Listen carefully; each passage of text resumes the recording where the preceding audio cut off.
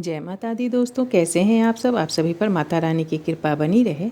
चलिए आज जानते हैं श्री राधा और श्री कृष्ण से जुड़ी हुई ही एक बड़ी ही सुंदर सी रोचक सी कहानी।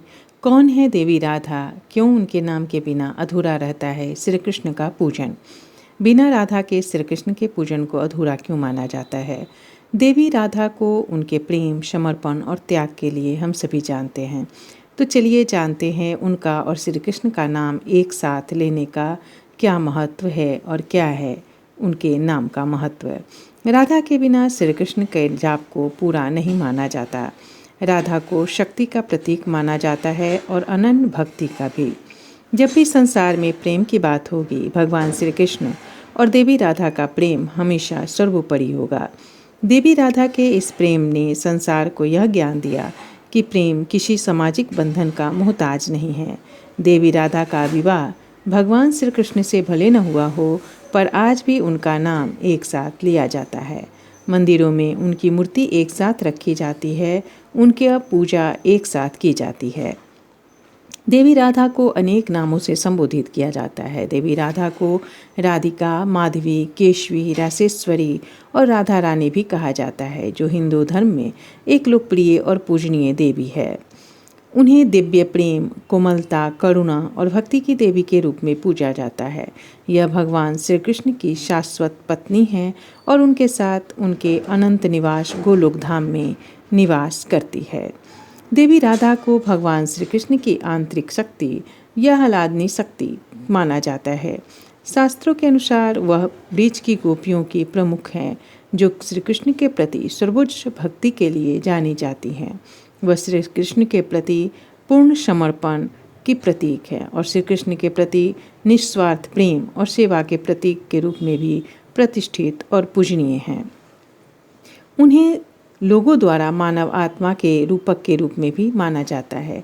भगवान श्री कृष्ण के लिए उनके प्यार और लालसा को आध्यात्मिक विकास और परमात्मा के साथ मिलन के लिए मानव की खोज के प्रतीक के रूप में भी देखा जाता है। उन्हें योग माया के मूल स्वरूप और हलिदनी शक्ति के रूप में किया जाता है, जो कि भगवान श्री कृष्ण की ही मुख्य शक्ति है। उन्हें परमपिता परमात्मा के योग माया के मूल स्वरूप में जाना जाता है। उन्हें वृंदावनेश्वरी यानी कि वृंदावन धाम की रानी भी कहा जाता है, जो ग्वालनों की रानी और वृंदावन वर्षाना की रानी के रूप में प्रकट हुई। कृष्ण उन्हें साहित्यिक कृतियों से प्रेरित कृष्ण के साथ उनकी रासलीला नृत्य में कई प्रकार के कलाओं को प्रेरित करती हैं। श्री कृष्ण और राधा दोनों को एक आत्मा है ऐसा माना जाता है, जो दो अलग अलग शरीरों में रूप लेते हैं ताकि वे प्यार के विभिन्न भावों को संजो सके। देवी राधा को कुछ लोगों के द्वारा भगवान श्री कृष्ण के स्त्री रूप के रूप में भी माना जाता है। हर साल राधा रानी के जन्मदिन को राधा अष्टमी के रूप में मनाया जाता है।